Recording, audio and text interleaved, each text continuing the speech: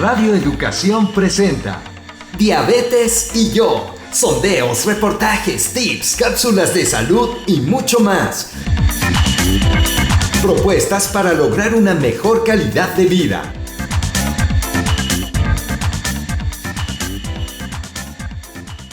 Trastorno por déficit de atención e hiperactividad.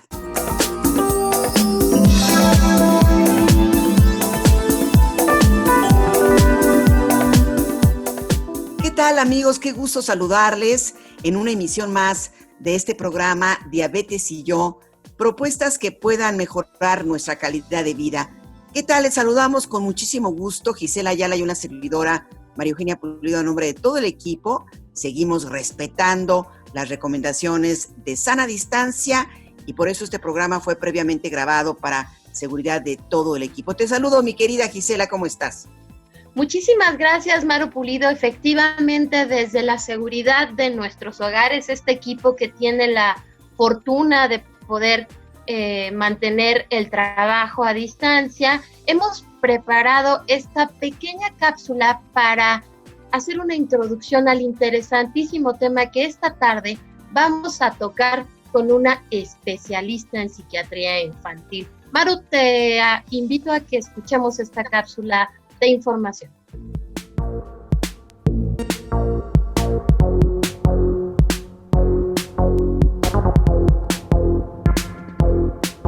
El trastorno por déficit de atención e hiperactividad es condición neurobiológica que resalta por falta de atención, además del aumento en la actividad e impulsividad. Todo esto puede provocar alteraciones en el aprendizaje y comportamiento. Se estima que casi 80% de los casos del trastorno por déficit de atención e hiperactividad encuentra su origen en factores genéticos, por lo que no se relaciona con la crianza o educación, sino con los genes que se transmiten en las familias.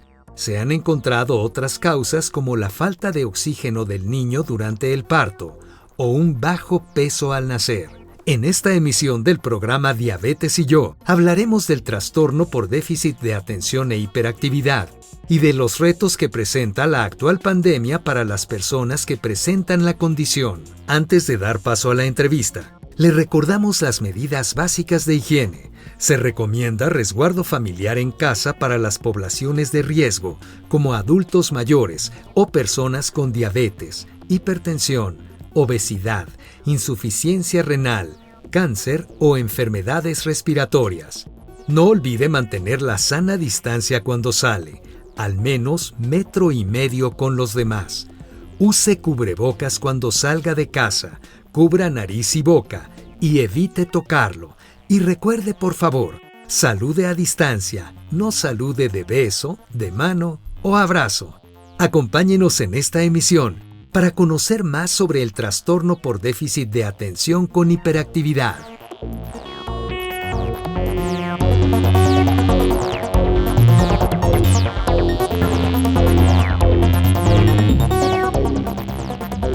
Muy bien, pues hemos escuchado este reportaje previo.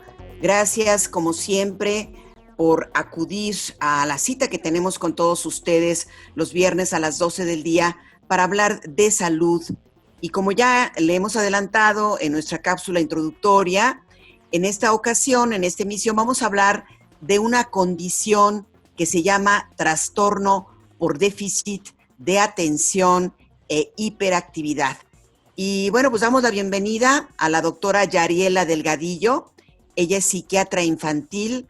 La doctora Delgadillo es médico por la UNAM, institución en la que se especializó en psiquiatría infantil y actualmente es enlace médico del laboratorio Takeda. Doctora, nuevamente un gusto saludarla. Gisela, María Eugenia, muchas gracias por la invitación. Primero que nada quiero agradecer la invitación a su programa para hablar de este diagnóstico trastorno por déficit de atención e hiperactividad.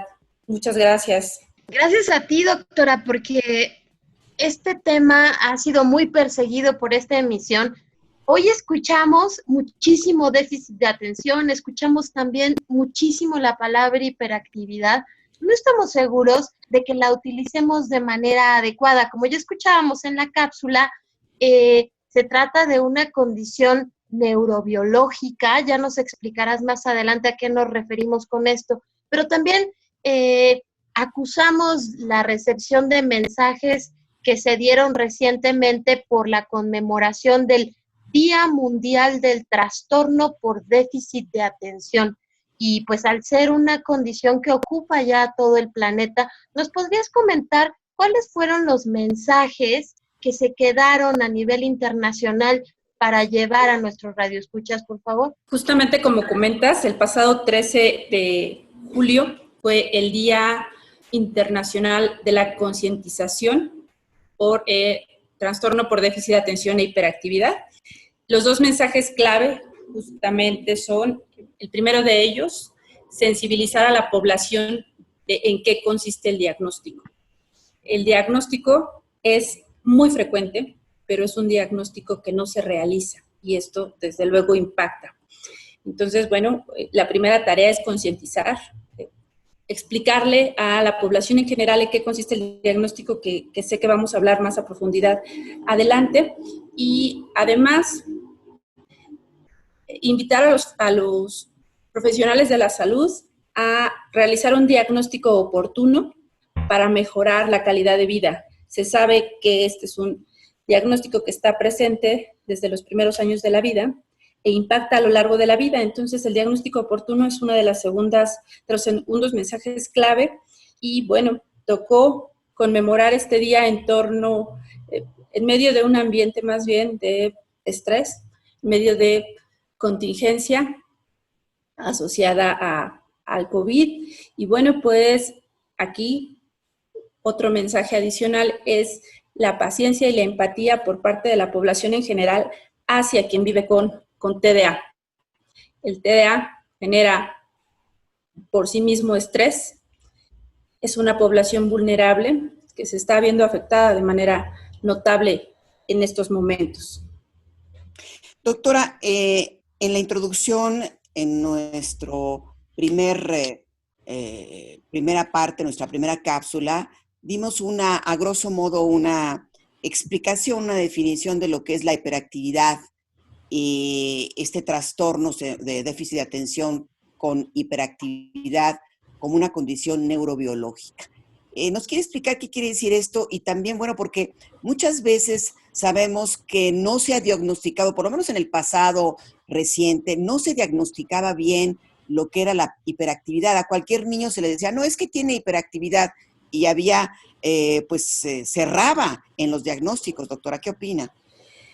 Voy a comenzar con tu primera pregunta, María Eugenia. ¿Qué es neurobiología? ¿A qué hace alusión la condición neurobiológica?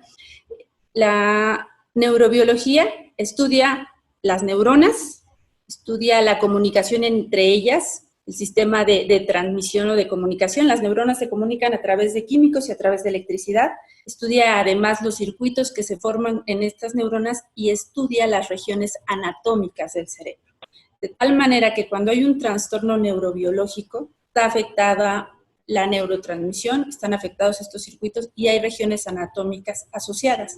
En el caso del TDA, ¿de qué estoy hablando? Los neurotransmisores involucrados o las sustancias involucradas en el TDA son dos: dopamina y noradrenalina. Estas dos sustancias por excelencia son las que tienen que ver con atención. Los circuitos de los que hablo se llaman funciones ejecutivas. Estas funciones ejecutivas son las que hacen que podamos organizarnos, planear, las que hacen que podamos inhibir nuestra conducta, regular nuestras emociones, jerarquizar, manejar el tiempo. Y estas funciones ejecutivas de las que hablo están en la corteza prefrontal, en una región anatómica que es la área más cercana a nuestra frente. Ahí está la corteza prefrontal. Esta área anatómica se describe que tiene una dimensión disminuida en quien tiene TDA respecto a quien no. Entonces, hay neurotransmisores francamente identificados, hay regiones anatómicas identificadas y hay funciones afectadas. Todo esto, detrás de todo esto, está la genética. La los cambios en la información genética, la herencia tiene todo que ver con el TDA. La primera causa de TDA, el 80% de la asociación causal es la herencia. Entonces, muy relevante y tu pregunta básica para entender la complejidad del TDA. Respecto a tu otra pregunta, en la que mencionabas que anteriormente era el diagnóstico, pues más bien había un sobrediagnóstico o a todo le llamamos hiperactividad. Los niños son inquietos, eso es una realidad y eso es una observación frecuente por parte de los padres. ¿Por qué me dicen que tiene TDA? Es niño y era igual a mí. Ok, bueno, aquí habría que descartar si el papá no tiene también o tuvo también la misma entidad, una. Y la otra es cuando los síntomas están generando problemas en alguna área de la vida, a esto le llamamos trastorno. Cuando los síntomas son muy frecuentes y están generando problemas para adaptarse. Todos los chicos son hiperactivos, pero no todos los niños se ponen en riesgo por esta hiperactividad. Hay niños que son inquietos, pero hay niños que a cierta edad ya se pueden mantener sentados. Dentro de la hiperactividad también tenemos, como por un ejemplo, estar hablando todo el tiempo. Y esto es un síntoma de hiperactividad. Entonces, hay que ser cuidadosos cuando utilizamos el término hiperactividad. Hiperactividad habla de un exceso en la actividad y esta actividad además ya está generando conflictos. Doctora, entonces, a manera de resumen, estamos hablando de un trastorno, el trastorno por déficit de atención e hiperactividad. Estamos hablando de una situación que se desarrolla en nuestro cerebro que tiene una repercusión directa sobre nuestra conducta. Correcto. Eso sería la situación de la que hoy estamos hablando, la condición. Y aquí es muy interesante. Perdóname, doctora, por favor. Sí, perdón, Gisela. No solo sobre nuestra conducta, también sobre nuestras emociones y sobre nuestra atención. Por eso tiene que ver con nuestro aprendizaje también. Desde luego. El aprendizaje de los niños. Y justo ahí te quería comentar, ¿son dos o es una? Hemos escuchado frecuentemente el trastorno por déficit de atención y la hiperactividad. ¿Son dos condiciones o aquí se reúnen? ¿Cómo es? Gracias, Gisela. Es una excelente pregunta porque suele causar mucha confusión esto de TDA con H o sin H. Actualmente el término TDA es empleado para si es con H o sin H.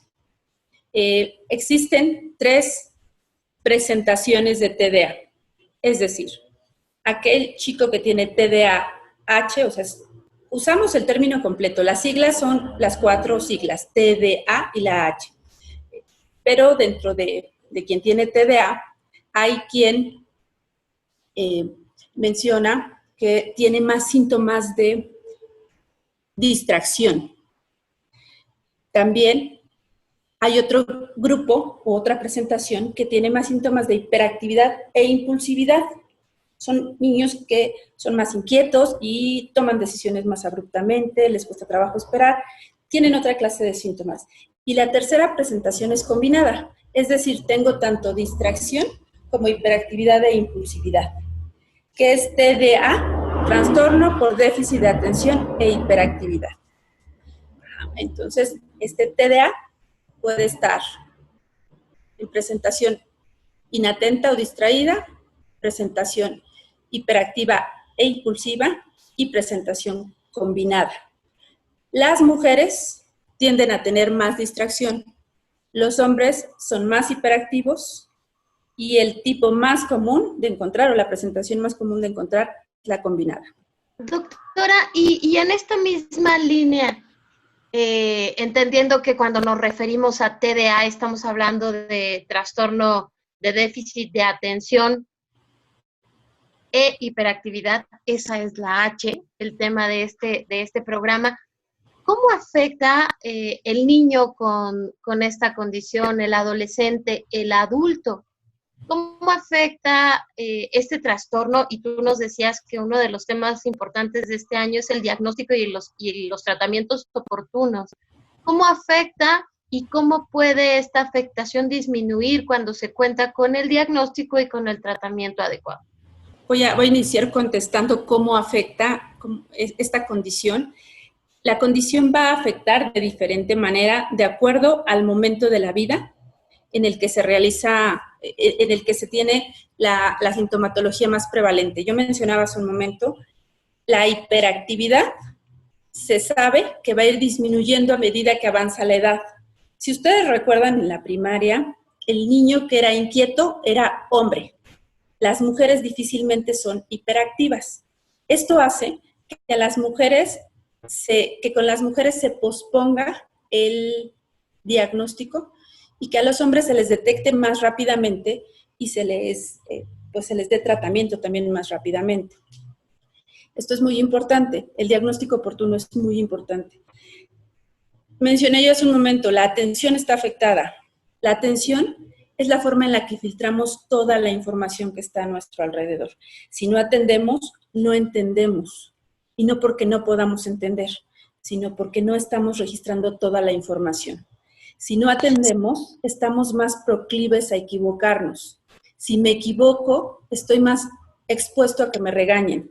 Si me regañan de forma constante, en donde me equivoco, que es en los lugares, cuando soy niño, que tengo que poner más atención, ¿cuáles son los lugares en donde me exigen que ponga más atención o donde hay necesidad de poner más atención? En la escuela, si me equivoco en la escuela, a la escuela voy diario, en la escuela estoy mínimo 8 horas al día. Y entonces estas observaciones o regaños constantes o llamadas de atención van afectando mi autoestima, mi sensación de ser capaz de hacer las cosas. Entonces, por eso insisto tanto en el diagnóstico oportuno, porque detectar de manera temprana hace que podamos evitar que los chicos vayan teniendo una sensación de que no son capaces. El coeficiente intelectual de quien tiene TDA en promedio es normal.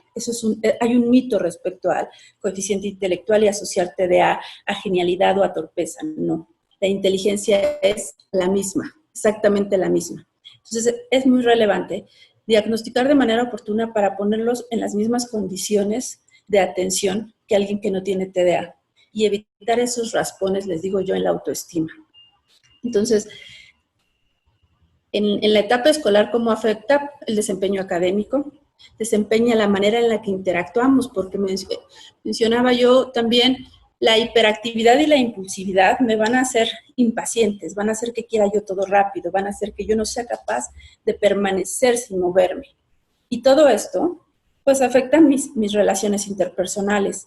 A los chicos que son inquietos, no los invitan a las fiestas, no los integran a actividades, los relegan de actividades familiares, y esto nuevamente va afectando la autoestima. Entonces, sí, afecta todas estas áreas. A nivel escolar afecta todas estas áreas. Las exigencias a medida que avanza la vida van a ir incrementando. En la adolescencia tenemos más retos, como empezar a buscar pareja, empezar a hacernos independientes. Y alguien que se distrae, que no es capaz de organizarse y de planear, también va a tener impacto en estas áreas. Focos rojos en la adolescencia, consumo de sustancias y actividad sexual. La hiperactividad te puede poner en riesgo en estas dos áreas. Y hacia la edad adulta, insisto, todo se va pues las exigencias se van complicando, es parte de la vida adulta. Tenemos que hacernos cargo además de finanzas, del área de pareja, la familia y el hogar. Y en todas estas áreas también afecta el TDA. Doctora, me hace pensar un poco, no sé, sáqueme de la duda. Usted dijo que en las mujeres se diagnostica más tarde por las diferencias que ya nos dijo. Pero me hace preguntarle, ¿la hiperactividad ya en estos términos se presenta más en los hombres o es igual? Simplemente que en las mujeres se diagnostica más tarde y si no se resuelve esto, quiere decir, en las etapas de infancia y adolescencia, quiere decir que la complicación va a ser mayor en la adultez. Aquí quiero agregar, gracias María Eugenia, Aquí quiero agregar y describir de manera rápida un término del que no hablamos hace un momento, que es el neurodesarrollo. Esto para ligarlo con tu pregunta. El neurodesarrollo es el momento en el que el cerebro va a adquirir funciones y va a adquirir, se van a consolidar las estructuras del cerebro, la anatomía del cerebro. Todo esto es importantísimo en el TDA, porque el TDA es un trastorno del neurodesarrollo. Y entonces esto quiere decir que el neurodesarrollo que inicia desde la fecundación y se describe que se termina aproximadamente a los 25 años de edad, esto va a hacer que las manifestaciones de TDA permanezcan a lo largo de la vida. Y también va a hacer que el cerebro hormonalmente también responde a estos estímulos. Las mujeres funcionamos hormonalmente de manera diferente a los hombres. Estos estímulos van a hacer que las manifestaciones sean diferentes.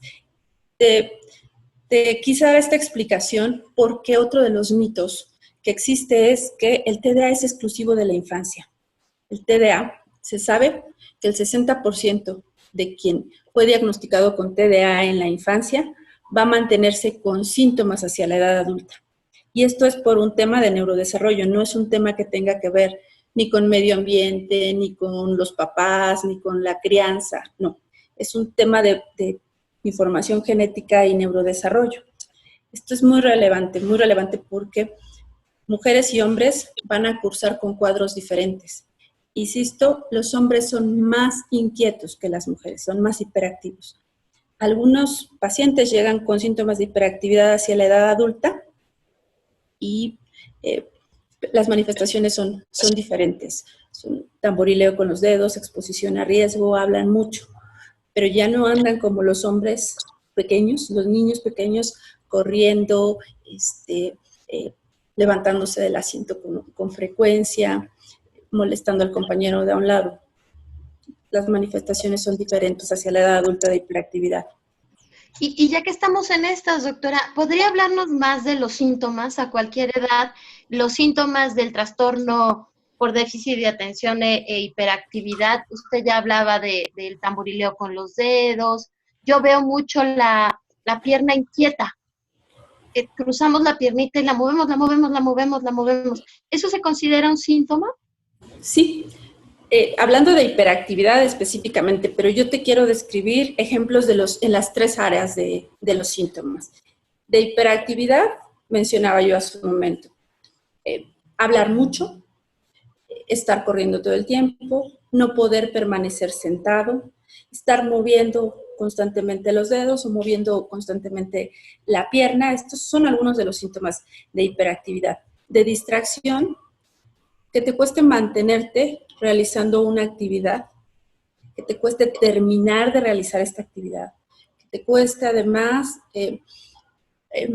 seleccionar el estímulo en el que quieres permanecer atento, que pierdas cosas con frecuencia, que te den una instrucción y que tengas que regresar a qué me dijiste, o que llegues a la cocina y por qué venía. Esto es un tema que tiene que ver con la atención. Lo que tiene detalle tiene una alta exigencia de atención. Quien tiene TDA generalmente se rehúsa a realizar actividades que requieren detalle. Las posponen. En los niños la tarea, en los adolescentes también la tarea. En adultos, pues tal vez sea leer si no les gusta leer.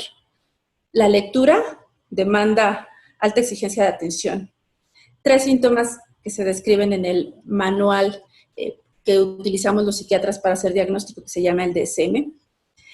En el DSM los 3 síntomas de impulsividad, son: me cuesta trabajo esperar, interrumpo conversaciones y me meto a actividades porque ya quiero que se realicen. Hay una baja tolerancia a la frustración en quien tiene TDA, justo porque la espera y el detalle puede resultar frustrante, puede resultar desesperante o aburrido.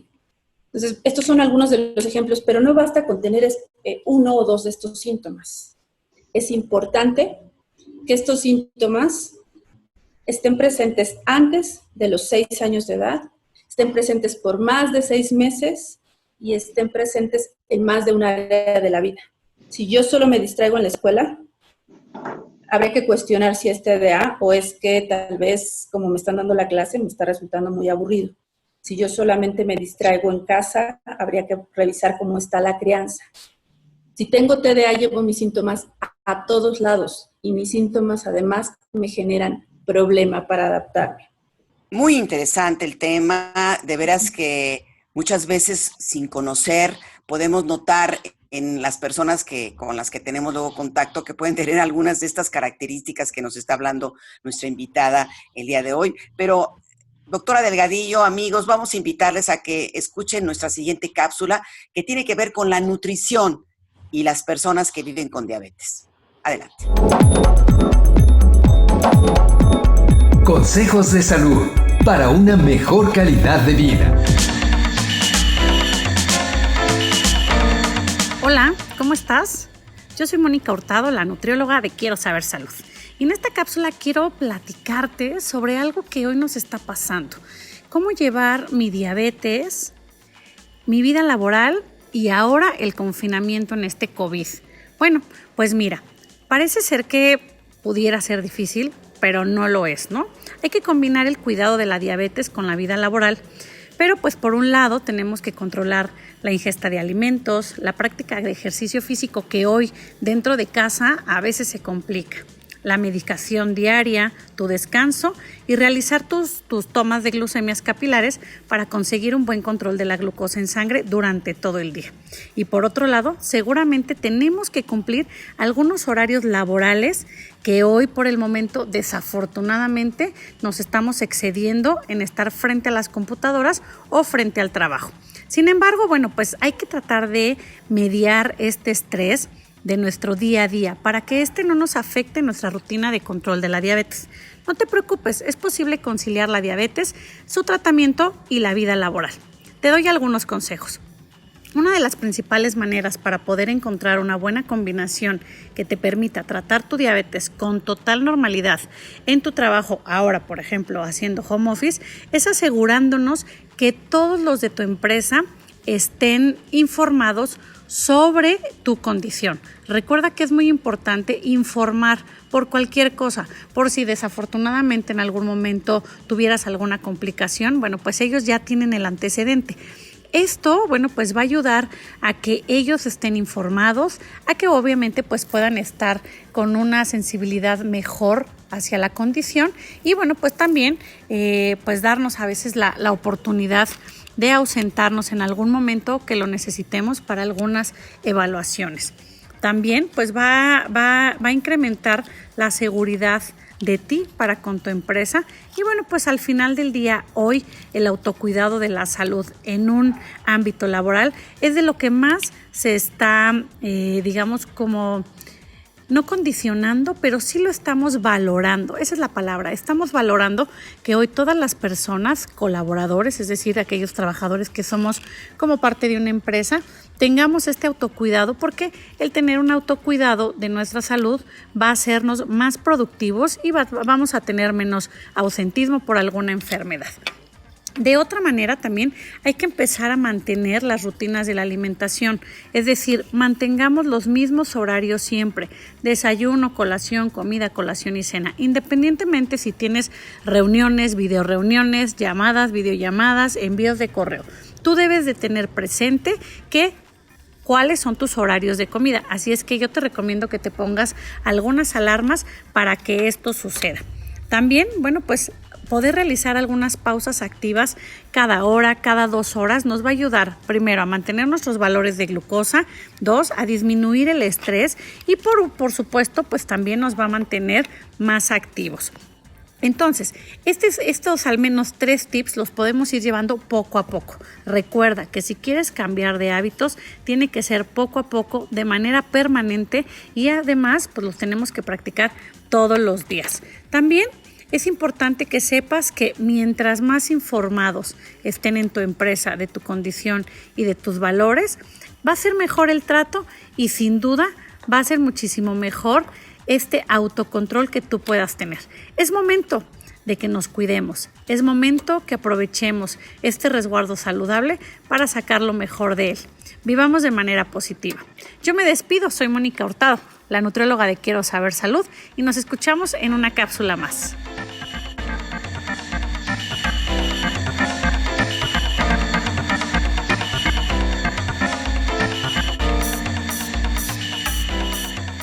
Nuevamente, doctora Delgadillo, ¿cuáles serían como las características ya en la adultez o en la juventud o en la adolescencia que nosotros notemos que una persona puede tener este déficit? Usted decía que no escuchan, que interrumpen, que hay ciertos movimientos del cuerpo como de desesperación, falta de tolerancia, cuando las personas pueden tener dispersión en las ideas. ¿Pueden ser características de esto, doctora? Sí, claro. Recordemos, yo quiero retomar lo que mencioné hace un momento. A medida que avanza la vida, nuestros retos van siendo mayores, nuestros retos para organizarnos, nuestros retos para planear, para manejar nuestro tiempo. Todas estas funciones están afectadas en el TDA. Manifestaciones que podemos observar, todo el tiempo requerimos estar atentos. Entonces, distracciones constantes en el trabajo, tener que repetir la misma actividad. También los adultos pierden objetos constantemente, distracciones al manejar y accidentes asociados al manejo. En el área del dinero, la impulsividad se puede ver manifiesta, gastos innecesarios, mal manejo en la planeación económica. Hay un grupo de síntomas que me gustaría retomar, que también forman parte del TDA, que son síntomas que tienen que ver con la capacidad para regular mis emociones. Cuando esto está afectado se le llama disregulación emocional. Esta disregulación emocional también está presente en el TDA. Está presente a lo largo de la vida. Los niños con TDA suelen ser impacientes, berrinchudos, poco tolerantes, pero en adultos esta disregulación emocional da mayor dificultad. Esta disregulación emocional puede estar manifiesta en la interacción con los compañeros, con la pareja. Se describe que hay mayor índice de divorcio entre quien tiene TDA respecto a quien no tiene TDA. Y justamente tiene que ver con pues, toda esta dificultad para modular sus emociones y para regular sus impulsos. Doctora, ¿y el trastorno por déficit de atención e hiperactividad tiene cura? Es una excelente pregunta. El diagnóstico por déficit de atención, al ser un trastorno del neurodesarrollo, vamos a tratarlo y vamos a evitar que se agreguen diagnósticos. Es un diagnóstico que vamos a seguir tratando de manera constante a lo largo de la vida. No lo estamos curando. Sí quiero ser enfática, justo retomando la línea del programa que es diabetes. A mí me gusta hacer la analogía con la diabetes. Cuando tratamos la diabetes no la estamos curando. La diabetes es crónica, el TDA es crónico, pero crónico no es igual a degenerativo. Si tratamos de manera oportuna, evitamos complicaciones. Lo mismo ocurre con la diabetes. Cuidamos los niveles de glucosa, mejoramos la actividad física y ponemos en otras condiciones a nuestro paciente.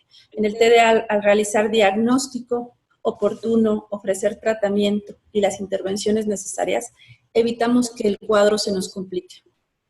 Y eso es lo que queremos, calidad de vida, es a lo que le apostamos. Estamos esta tarde con la doctora Delgadillo, psiquiatra infantil, y bueno, estamos con una psiquiatra infantil, pero ya hemos escuchado que el TDAH, el trastorno por déficit de atención e hiperactividad, es una condición que frecuentemente se diagnostica en los niños, que se permanece con él hasta la adultez, pero que también seguramente, doctora, por la cultura en la que vivimos, puede ocurrir que un adulto que hoy es diagnosticado con TDAH, pues ha vivido toda su existencia con esta condición y pues nunca fue diagnosticado. Todavía en nuestro país nos cuesta trabajo acercarnos a los psiquiatras, a los psicólogos, y también hablaremos de lo que pasa, si nos permite más adelante, con la atención que hoy se le está dando a los niños en las escuelas en materia de psicología. Pero primero este adulto, doctora, que hoy es diagnosticado con trastorno por déficit de atención con hiperactividad y tiene ya una larga jornada, una larga experiencia en este tema. Excelente pregunta, gracias. Justo esta área, el área que tiene que ver con TDA en el adulto, en muchos países es un área joven. La mayoría de los países, la información más vasta es en torno a TDA en la infancia. Entonces, nuestro país está haciendo camino para empezar a tratar TDA en el adulto. Ya cada vez más, afortunadamente, los especialistas se van sumando a este diagnóstico. Es un diagnóstico que requerimos seguir tratando hacia la vida adulta porque se van sumando diagnósticos a medida que avanza la vida, se va agregando comorbilidad. La comorbilidad más frecuentemente asociada a TDA a lo largo de la vida son los trastornos que tienen que ver con el estado de ánimo, depresión y ansiedad. En la adolescencia, como mencioné hace un momento, abuso de sustancias. Y bueno, el TDA puede ser un factor de riesgo para desarrollar trastornos de personalidad. Justo todo este ambiente adverso al que va siendo expuesto quien vive con TDA, pues va condicionando estragos. Entonces, pues a medida que tratemos de manera más oportuna, evitamos que se nos vaya haciendo esto, que se nos vaya convirtiendo en una bola de nieve cada vez más difícil de detener. Entonces, importantísimo hablar de TDA en la vida adulta. Afortunadamente, en estos momentos de contingencia cobró un auge el TDA y se empezó a hablar de TDA en la vida adulta. Ustedes van a encontrar que se desarrolló más información, afortunadamente. Doctora, y ya que nos está diciendo que no tiene cura, sí puede tener un buen diagnóstico, teniendo un buen diagnóstico temprano, porque a veces usted, según lo que entendí, se puede presentar en la adolescencia o en la infancia, pero se puede tener con un buen tratamiento una mejora en las relaciones, en la situación de cada persona, porque me imagino, cuando hablábamos también en otros programas de la depresión, pues también genera mucha angustia, me imagino, ¿no? En una persona que es hiperactiva y que se siente pues rechazada por la gente o que no está bien ubicada, pues ha de crear situaciones de angustia y hasta de pánico, ¿no, doctora? Claro. Yo les mencionaba hace un momento que quien tiene TDA y cursa con hiperactividad, a algunos chicos les cuesta trabajo medir riesgo, se exponen, se andan subiendo a lugares elevados, andan pues acariciando a veces animales que no saben si los pueden atacar o no, pasarse incluso la calle sin medir si me estoy exponiendo a que me atropellen. Todo esto pone en riesgo la vida, no es un tema menor. Tengo experiencia de niños que por exponerse tienen accidentes graves, ¿no? Desde fracturas hasta accidentes más complicados. Entonces, hay que tratarlo. El momento de la vida en el que se detecte, sí puede pasar que, como mencionaba hace un momento Gisela, son detectados en la adolescencia o hasta la vida adulta. ¿Y esto por qué ocurre? Ocurre porque los ambientes en ocasiones son muy compensadores. Profesores muy estructurados, padres muy estructurados, hacen que los chicos que tienen TDA no se vean las manifestaciones hasta que se les cambia de ambiente. Y entonces, a veces es hasta la universidad cuando se empiezan a hacer más evidentes estos síntomas, o en la adolescencia cuando cambio de primaria a secundaria y cuando pues ya no son 6 materias, ya son 12 materias y 12 profesores, y el nivel de organización es mayor. O en la universidad, cuando me complican la manera en la que tengo que organizarme para ir aprendiendo. Aunado a esto, muchos pacientes que tienen TDA, al percatarse de su dificultad y darse cuenta que el entorno es cada vez más exigente y que me está costando trabajo adaptarme, pues me empiezo a deprimir. Y como bien ya mencionabas, Maru, la depresión también genera que me distraiga, también genera que mi mente se haga lenta, por describirlo de manera sencilla. Cuando estos dos diagnósticos aparecen juntos, mi desempeño empeora.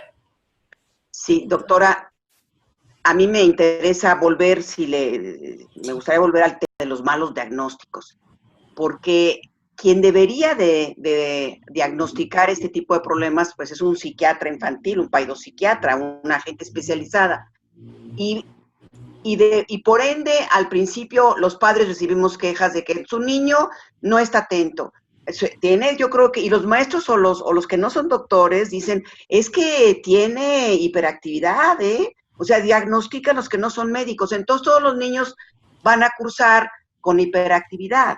Y esto es muy serio porque le crean un conflicto a los papás y muchas veces a lo mejor no oyen bien o tienen otro trastorno porque no se diagnostica acertadamente, ¿no, doctora? Sí, los especialistas encargados de realizar el diagnóstico de TDA en la infancia son el psiquiatra infantil o paidopsiquiatra, el neuropediatra y ya hacia la adolescencia y la edad adulta, psiquiatra o neurólogo. Desafortunadamente en la edad adulta no tenemos tantos especialistas haciendo estos diagnósticos y bueno, esto se vuelve un obstáculo. Hay una gran controversia respecto a si se sobrediagnostica el TDA. La prevalencia para el TDA es muy alta, es del 5%. Y el 5% quiere decir que 5 de cada 100 niños tiene TDA. Entonces, desafortunadamente ese 5% no se trata. Creo que los profesores son unos excelentes sensores para detectar quién es más inquieto en el salón. Eso es lo que están detectando. Como papás nos corresponde que nos digan si el niño tiene o no tiene TDA. Créanme, si no tiene TDA, se van tranquilos a casa. Pero si tiene TDA y no lo están tratando, la complejidad a la que se van a seguir enfrentando va a ser alta. Entonces, no pasar por alto esta observación. Preferible que se detecte y se descarte si no lo tiene, a omitir un posible diagnóstico. Bueno, amigos, vamos a seguir platicando con la doctora en esta interesante plática que estamos teniendo el día de hoy. Pero, Gisela, doctora, vamos a esta sección tan gustada por nuestras audiencias. ¿Qué es esto? ¿Qué quiere decir esto? El glosario de cada uno de los trastornos o de ciertas palabras que no nos son familiares. Vamos a invitarles a degustar este glosario. Glosario. Consejos de salud para una mejor calidad de vida.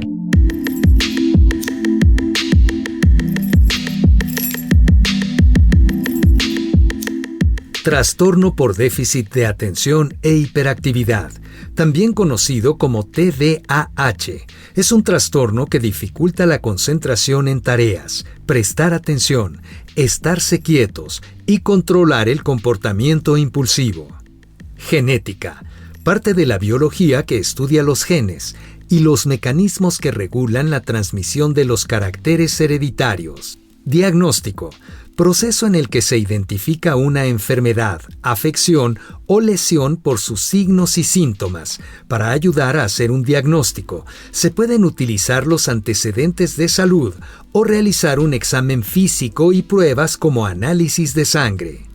Neurobiología, estudio de las células del sistema nervioso y la organización de estas en vías, circuitos, redes, microsistemas, áreas, órganos y sistemas neuronales que procesan información y forman la base esencial del comportamiento. Neurodesarrollo, proceso en el que se adquieren habilidades madurativas en el niño. Intervienen aspectos biológicos y ambientales que están constantemente en interacción para generar aprendizajes. Hiperglucemia, aumento anormal de la cantidad de glucosa o azúcar en la sangre.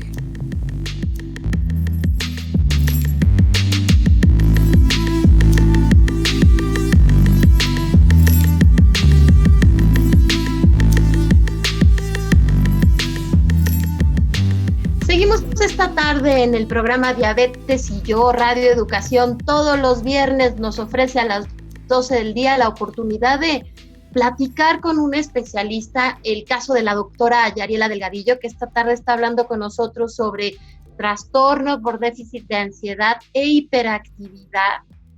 Afortunadamente, nos dice la doctora, en este confinamiento se habla más de este trastorno, lo cual debe ser muy sano. Pero doctora, hablemos en este programa hemos tenido la grandiosa oportunidad de tener psicólogos, psiquiatras. Recientemente estuvo el presidente de la Asociación Psiquiátrica Mexicana hablando de depresión y ansiedad.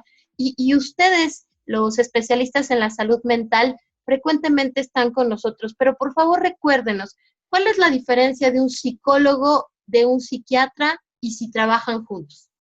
Los psicólogos realizan la licenciatura en psicología y en algunos casos para dar terapia realizan una maestría especializándose en el tipo de terapia que van a implementar. Esta es la formación del psicólogo y el abordaje del psicólogo es ofrecer terapia. Hay muchos tipos de terapia actualmente con los que contamos. Psiquiatras y psicólogos trabajamos en conjunto. Los psiquiatras somos médicos que nos especializamos en psiquiatría y en mi caso me subespecialicé en psiquiatría infantil. Entonces la psiquiatría es una especialidad de la medicina. Nuestra intervención es pues tratamiento farmacológico, ese es el abordaje. Y cuando yo inicié la explicación de neurobiología, mencionaba yo los químicos. Los químicos en nuestro cerebro regulan nuestras emociones, nuestra conducta, nuestra atención, nuestro sueño. Y entonces sobre todo esto incide el tratamiento que nosotros damos. De ahí que vaya de la mano el tratamiento psicológico, la terapia y el tratamiento con psiquiatría. Y en el caso del TDA, el abordaje justo, el tratamiento es multimodal. ¿A qué hago referencia?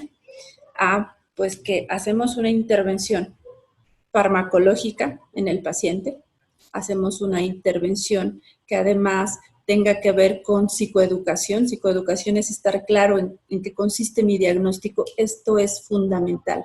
Es fundamental que quien tiene TDA a cualquier edad conozca su diagnóstico. No es solamente para los papás ni para los familiares. El niño con TDA tiene que saber qué es lo que le ocurre. Desde pequeño, yo dije, no se trata de inteligencia. Desde pequeño puede ir entendiendo en qué consiste su diagnóstico. Y eso, ustedes lo saben, la información va empoderando y va haciendo que tomen decisiones correctas.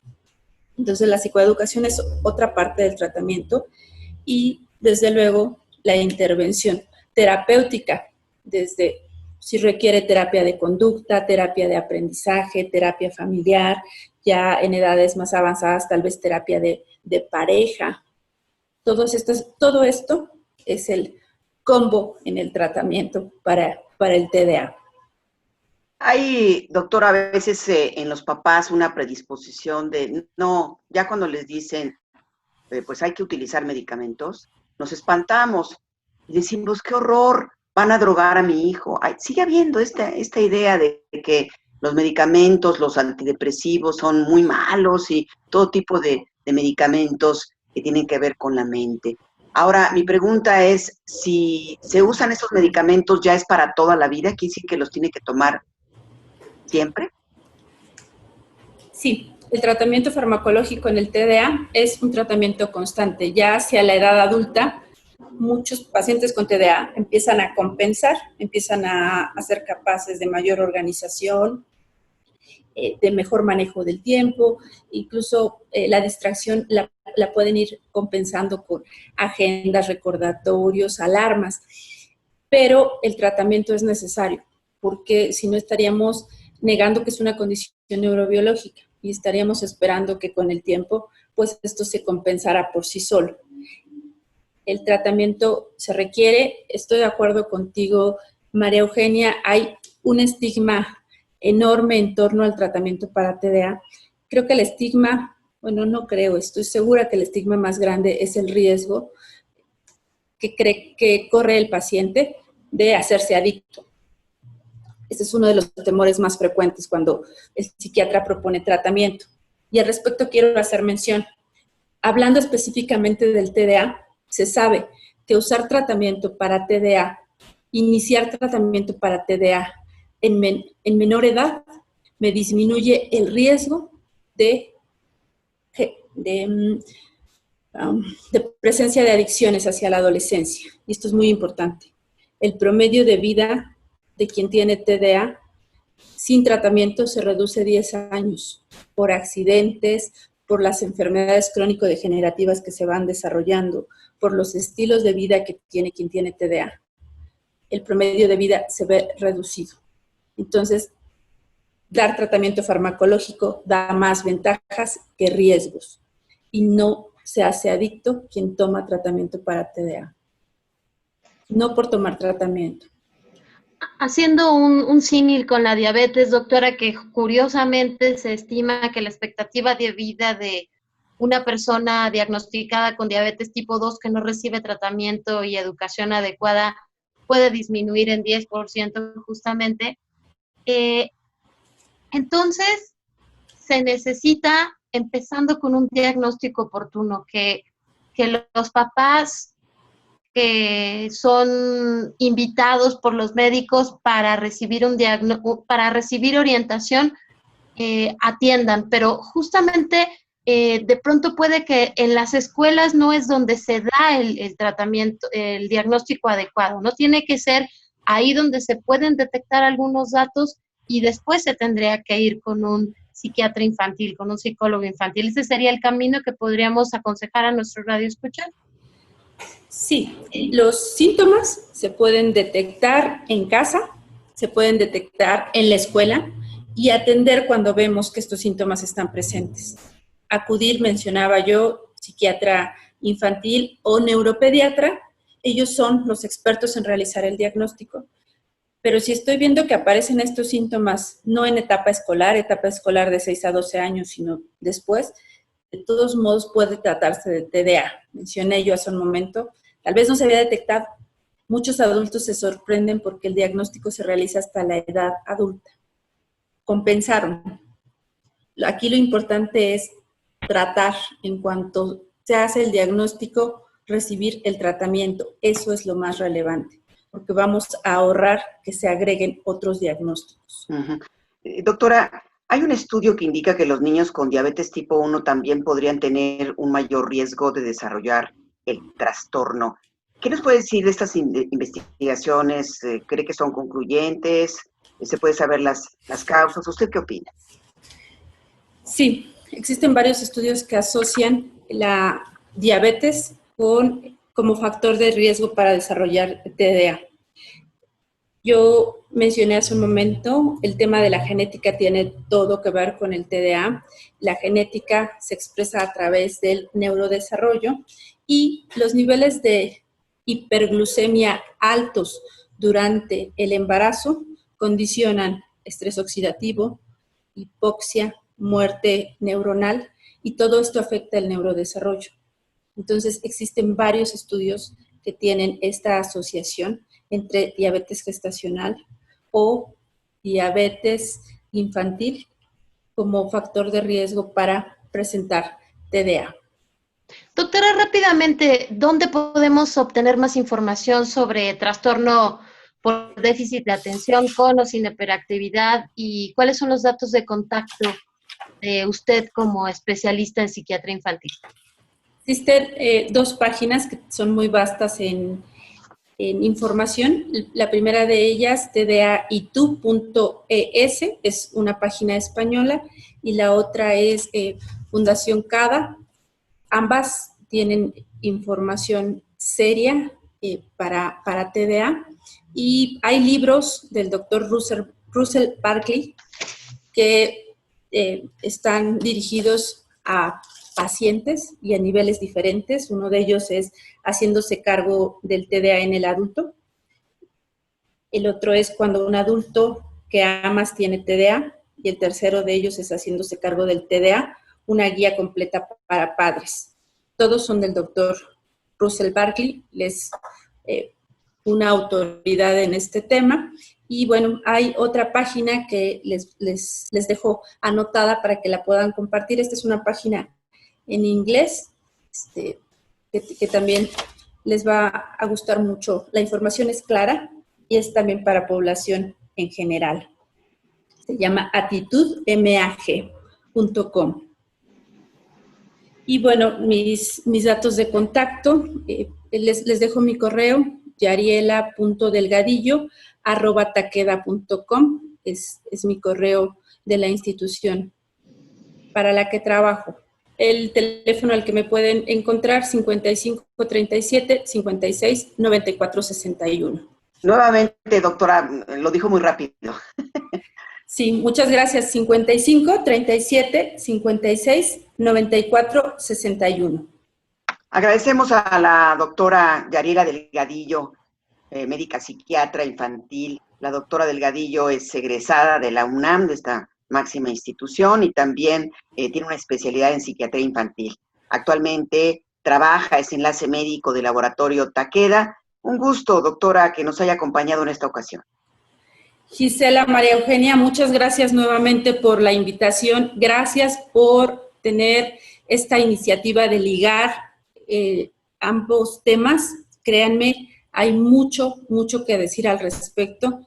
Ojalá podamos replicar esta reunión para entrar de lleno a estos 2 diagnósticos. Les agradezco mucho esta oportunidad. Gisela, pues nos despedimos de toda nuestra audiencia. ¿Tienes alguna sorpresa que irles anunciando a nuestros amigos?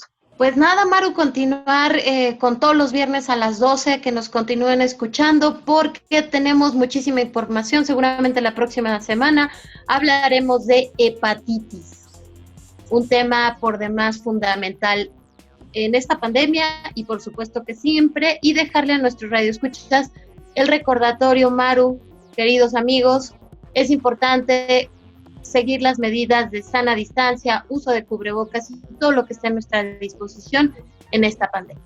Amigos, pues nos despedimos en esta ocasión. Gracias por su atención. Estamos pendientes y recuerden, este programa se emite los viernes a las 12 en punto por Radio Educación. Radio Educación presentó Diabetes y yo. Sondeos, reportajes, tips, cápsulas de salud y mucho más. Propuestas para lograr una mejor calidad de vida.